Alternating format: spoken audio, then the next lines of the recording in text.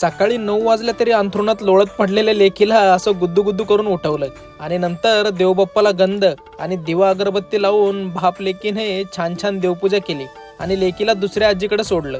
ऑफिसला जाताना बायकोला म्हणलं खूप सुंदर दिसते हे. ती बाजूने गेलेली गाडी म्हणलं गाडी. बायको म्हणाली गाडी काय, ठीक आहे. असं वातावरण तापून ऑफिसला गेलो आणि घरी आल्यावर स्वामींच्या मठात गेलो. तिथं आम्ही स्वामींसमोरची खडीसाखर अशी गप्पकन खाल्ली. ट्रेनमधील गर्दीत उभा राहून पाय दुखत असलेल्या बायकोला फूट मसाज सेंटरमध्ये नेऊन अशी 10 मिनिटं फूट मसाज केली.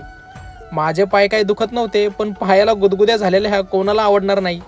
आणि माझा पण पाय दुखतो, मला पण मालिश करायची म्हणणाऱ्या लेकीला कॅडबरी दिल्यावर तिने अशा ठणाठण उड्या मारल्या. नंतर श्री रामचरितमानस वाचायला घेतलं. त्यात मुनी वशिष्ठ श्रीरामांना म्हणाले, तुमच्या विना सर्व दुःखी आहेत आणि जे सुखी आहेत ते तुमच्यामुळेच सुखी आहेत.